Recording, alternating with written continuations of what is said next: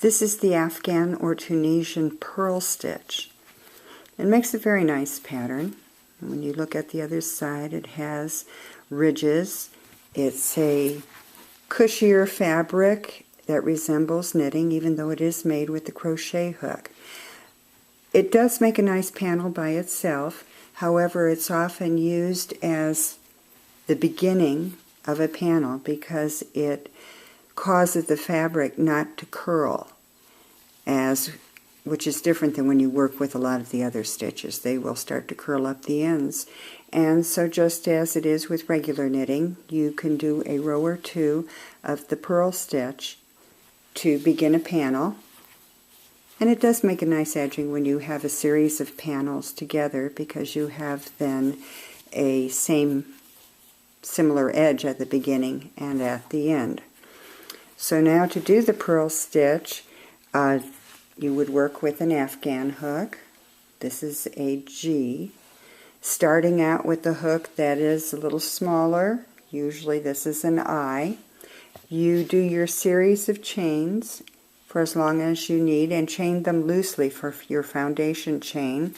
And for the purl stitch, it is a little more difficult to work the foundation row with the purl stitch. So you may choose to cast on as you would with a normal basic Afghan or Tunisian stitch and then do a row or two of the purl stitch. But I tend to start out with the purl stitch, and like I said, it's a little awkward, but I'm going to be working through the back loops because I want to have that nice clean edge on the bottom. And your hook goes behind the yarn. And you go into your stitch. I'm doing the back loop, or the back bump loop of my foundation chain. And it's easier if you kind of take your thumb and hold down the yarn as you pull through and pull it on. And I'll do one more. Your hook goes behind the yarn. You come through that back loop, again holding the yarn down with my thumb. I'm able to cast on. And I do that all the way across the row. Right now I've changed back to my I hook, which is the one I would be working on for the basics before I would do the G hook. But again, since I'm doing a little swatch, I'm not going to use that huge Afghan hook. I'm just going to be working on a regular hook. Now when I get to the end of my row, and this is a little bit different, do a yarn over because you're adding another loop, and then I'm just going to do a regular stitch at the end. I'm going straight in, I'm not doing a purl stitch, and I'm pulling that up on my hook. So I've added a loop, and you'll see why we've done that, and I've done a straight stitch at the end, and that will be true on every row. Now to remove or cast off, yarn over, pull through 2 loops. Not one as normally you would see written. Yarn over and pull through 2 loops, and you just continue that down your row. And now we're going to do the purl stitch, and once you try it a couple times, the foundation row is the most difficult, but once you start working with the stitch, it really is quite easy, because now we're going to be working through the vertical bar, that front vertical bar. Again, hook goes behind your yarn, you come through the front of the vertical bar, hold the yarn down with your thumb, and you pull through, and you see the yarn has now wrapped around that vertical bar. So I'm doing it again, hook behind my yarn, holding it down with my thumb, pulling through. And as I said, the foundation stitch row is a little awkward, but once you start doing the regular stitch, it really is quite easy. And I'm just working down the same way. Hook always goes behind your yarn. We're working through the vertical bar, and I'm doing my last vertical bar, holding it down with my thumb, pulling it on. The only difference now is going to be the very last stitch. I'm looking for a chain, that chain 2. It looks like a chain, because the reason for this is I don't just want a nice clean edge on my dominant hand side as usual.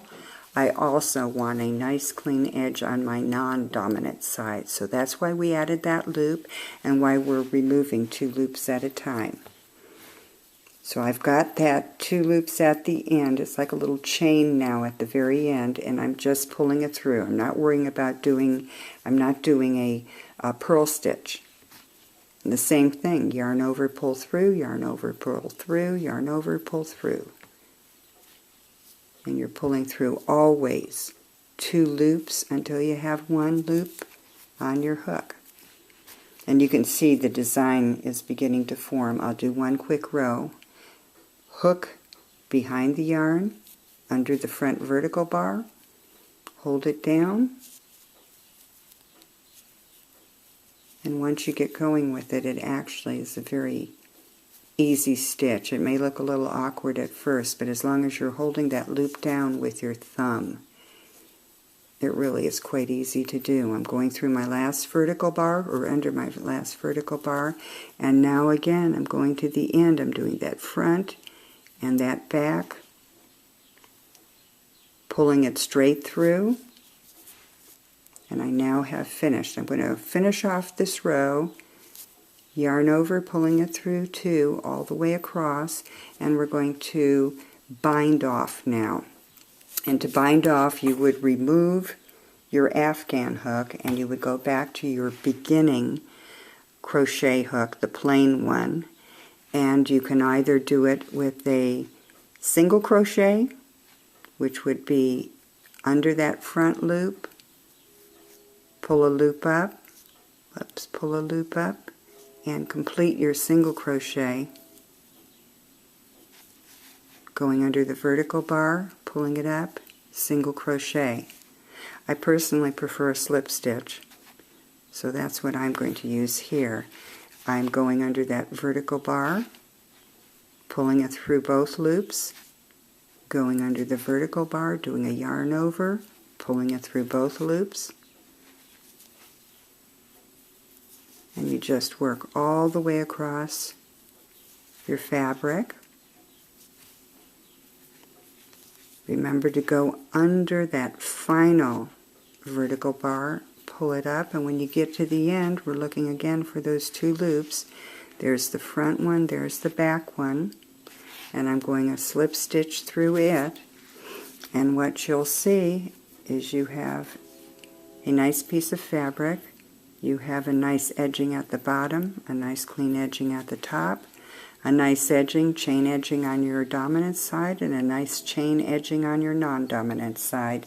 And that makes it very easy now to make a panel, an Afghan. If you want to add more edging to it, fine. If not, you can put it together as I'm doing with these 2, just joining them straight together then, using a different joining stitch, whichever you would like. And if you'd like to see the written instructions, please go to simpleandsensational.com.